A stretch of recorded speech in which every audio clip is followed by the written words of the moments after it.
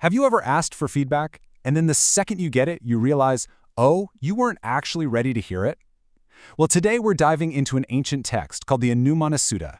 And yeah, it's thousands of years old, but its wisdom on self-reflection, it is more relevant today than ever. So let me just start by asking you this, straight up. Are you really as open to feedback as you think you are? It's a tough one, isn't it? My first instinct is to just say, of course I am. But this ancient text, it really challenges us to look a little bit deeper than that. And this gets right to the heart of a really human paradox, right? We all say things like, oh, please, just be honest with me, or I'm totally open to criticism. But are we, really? The Anumānasa Sutta jumps right into this exact situation. So the text, it paints this picture of someone who actually invites correction, but then they become totally unreceptive when it's offered. They get impatient, defensive, and, at the end of the day, they just can't be taught, which really sets up the big question. Why even ask for feedback if you're not prepared to receive it? The text actually has a specific name for this kind of person, for someone who's just fundamentally difficult to give advice to. Let's check it out. That word is dubako. It describes someone who is hard to correct. And it's not because they aren't smart, but because they have certain qualities, these specific mindsets and habits that just create a barrier. And the sutta, well, it gives us a super detailed checklist of what these traits are. Okay, so the first group of traits, it's all about ego and desire. A dubako person might have papicho, which means having ill will or evil wishes. They could be an atukamsako, someone who's constantly praising themselves, or a paravambi, someone who puts others down just to feel better. I mean, when your ego is that inflated, there's just no room for anyone else's advice to get through. Next up, we've got anger. Anger acts like this big shield against any kind of feedback. And it isn't just about being kodana or, overtly angry. It also includes being upanahi, holding on to grudges, or abisangi, just being sulky and irritable.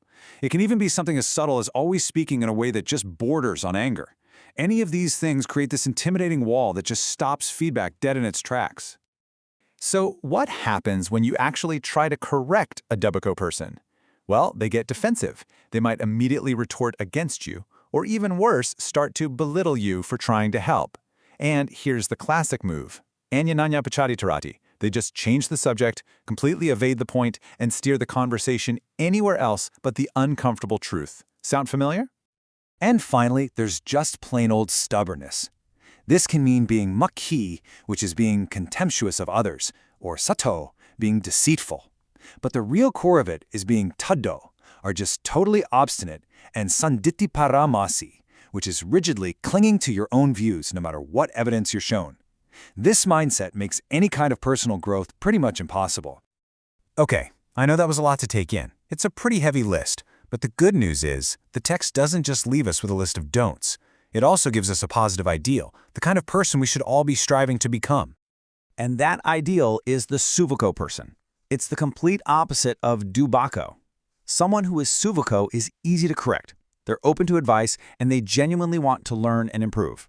They're patient, humble, and receptive. And the path to becoming this suvako person? It's actually beautifully simple. It's not about adding a bunch of new complex skills. It's really about removing these unskillful qualities. If a dubako person is angry, a suvako person is simply not. If one is deceitful, the other is not.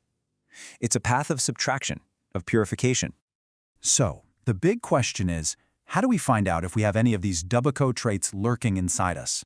Well, the sutta offers this brilliant, incredibly practical method for self-examination. It's called Anumāna.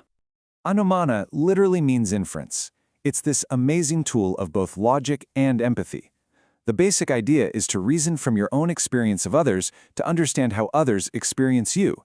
It's like realizing, hey, if I really hate it when people are arrogant to me, then other people probably hate it when I'm arrogant to them.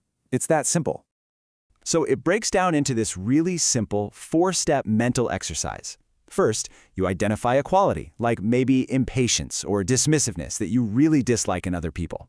Second, you got to be honest and ask yourself, do I have that trait? Third, you infer that if you do, then you are probably just as unpleasant to others as they are to you. And the final, most important step, you resolve to get rid of it. To wrap this all up, the text concludes with this absolutely beautiful and powerful analogy.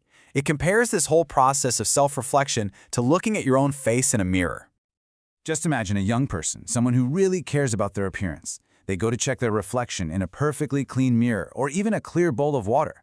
Now this mirror, that's our mind. It's our capacity for truly honest self-awareness.